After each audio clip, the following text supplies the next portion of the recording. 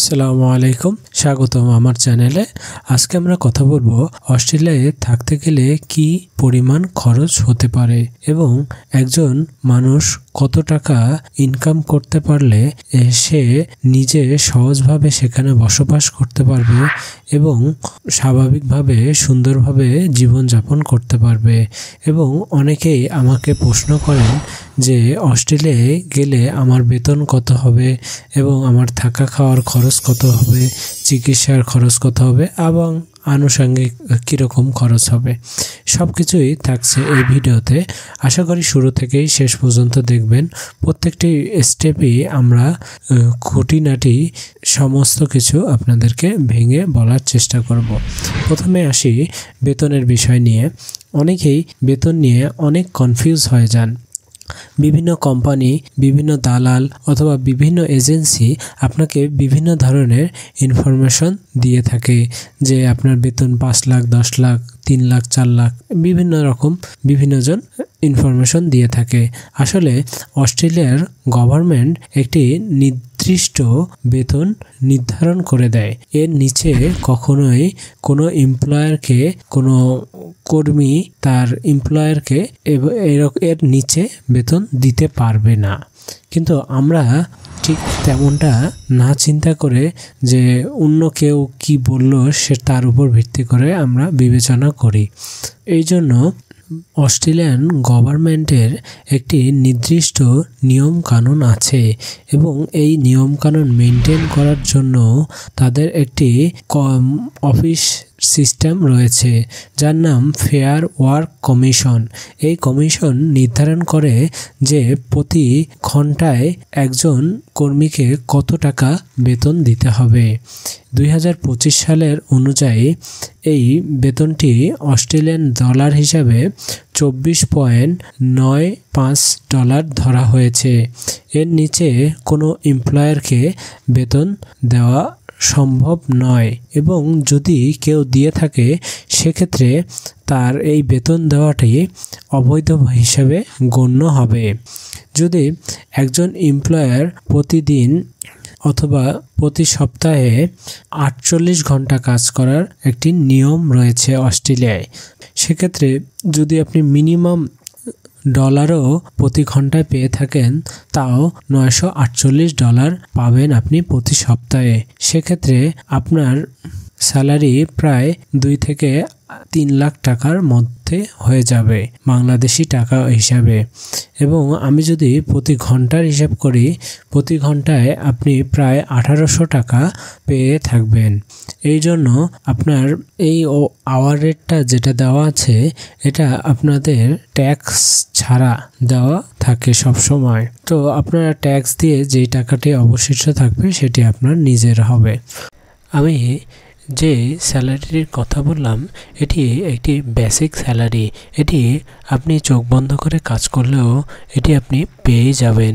কিন্তু অনেক চাকরি আছে যে চাকরিগুলোতে এর থেকে অনেক বেশি স্যালারি দেওয়া হয়, সেক্ষেত্রে আপনার স্যালারি অনেক বেশি হয়ে যাবে। তো আশা করি বেতন হিসাবটি আপনারা বুঝতে পারছেন। এবার আমরা আসি থাকা খাওয়ার হিসাবে। এবার আপনি যদি কোনো বাসা ভাড়া নেন সেক্ষেত্রে অস্ট্রেলিয়ান ডলার হিসাবে 300 থেকে 500-র মধ্যে আপনি বাসা ভাড়া পেয়ে যাবেন। আপনার যদি নিম্নমানের বাসা নেন সেক্ষেত্রে আরও কম পড়বে। এজন্য আপনার বাসা ভাড়াটি খুব বড় একটি ইম্প্যাক্ট ফেলবে আপনার স্যালারির উপর, কারণ সবচেয়ে বেশি অংশ বাসা ভাড়া এবং খাওয়ার উপরই যেয়ে থাকে। যদি আপনি এই দুইটি ভালো করে সেভ করতে পারেন সেক্ষেত্রে আপনি অনেক টাকা সেভ করে ফেলতে পারবেন। তো এজন্যও আপনাকে এই দুইটির উপর সবচেয়ে বেশি গুরুত্ব দিতে হবে। এবং অস্ট্রেলিয়ায় একজন মানুষের থাকা খাওয়ার খরচ প্রায় $1000 মতো হয়ে থাকে। মানে ধরে রাখেন আপনার এক সপ্তাহের ইনকামের টাকা খাওয়ার পিছে চলে যাবে। যদি কিনা আপনি আপনার বিভিন্ন জায়গায় কস্ট কাটিং না করে চলেন।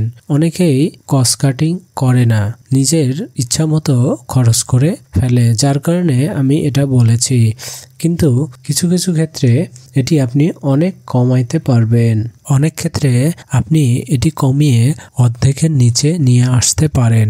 এটি আপনার উপর ডিপেন্ড করবে এবং অনেক ক্ষেত্রে আপনি আরও কমিয়ে নিয়ে আসতে পারেন। যেমন আমি বেতনের বিষয়টি বলেছি, একটি স্ট্যান্ডার্ড নিয়ম আছে। স্ট্যান্ডার্ড নিয়ম থেকে আপনি আরও অনেক বেশি বেতন পাবেন যদি আপনার কোয়ালিফিকেশন এবং অভিজ্ঞতা বেশি হয় সেক্ষেত্রে। তো ওটা জবের উপর ডিপেন্ড করে। তেমনি খাওয়ার উপরও আপনি কীরকম খান, এরকম কি কোয়ালিটির খাবার খেতে চান তার উপর ডিপেন্ড করবে আপনার খাওয়ার খরচ। আশা করি আমি খাবারের খরচ হিসাবে আপনাদেরকে বোঝাতে পেরেছি। এবং 3 নম্বরে আসি, আমাদের চিকিৎসা খরচ। চিকিৎসা খরচ অস্ট্রেলিয়ার নাগরিক এবং স্থায়ী বাসিন্দাদের জন্য বিনামূল্যে দেওয়া হয় এবং কিছু কিছু ক্ষেত্রে কম খরচেই তারা তাদের চিকিৎসা করে নিতে পারে। কিন্তু যারা কিনা অস্থায়ী বাসিন্দা, তাদের কিছুটা খরচ হতে পারে, মেডিসিন পারপাস বিভিন্ন ধরনের খরচ হতে পারে। সেক্ষেত্রে আপনি ধরে রাখেন আপনার $100 থেকে $200 সেখানে খরচ হতে পারে সর্বোচ্চ। তারপরে আপনার যদি ফ্যামিলি নিয়ে যান, সেটা আপনার প্রতি পার্সনে তা দিয়ে গুণ করতে হবে। এবং যদি আপনি আপনার বাচ্চাদেরকে পড়াশোনা করাইতে চান, সেক্ষেত্রেও সেম হবে যে সরকারি তাদের যে নাগরিক আছে তারা শুধু ফ্রি পাবে, কিন্তু যারা অস্থায়ী নাগরিক আছে তাদের জন্য প্রায় $2,000 থেকে $2,000 মতো খরচ হতে পারে প্রতি বছরে। তো আশা করি আপনারা প্রত্যেকটি জিনিস স্পষ্টভাবে বুঝতে পারছেন। এই সমস্ত খরচ যদি আপনি সঠিকভাবে করে এবং নিজে যদি কিছু কস্ট কাটিং করতে পারেন, সেক্ষেত্রে আপনি অনেক টাকা জমাতে পারেন এবং নিজের জন্য কিছু সেভিংস করতে পারবেন। এবং এই যে সেভিংসটি করতে পারবেন, সেই সেভিংসটি আপনি কয়েক বছর কাজ করার পরে যদি দেশে চলে আসতে চান, সেক্ষেত্রে আপনি সেই টাকা দিয়ে ভালো কিছু ব্যবসা অথবা অন্য কিছু করে ফেলতে পারবেন।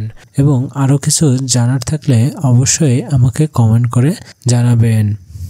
আজকের মতো এতটুকুই। আশা করি অন্য কোনো ভিডিওতে আরও কিছু নতুন নতুন তথ্য নিয়ে আপনাদের সামনে হাজির হব। আল্লাহ হাফেজ।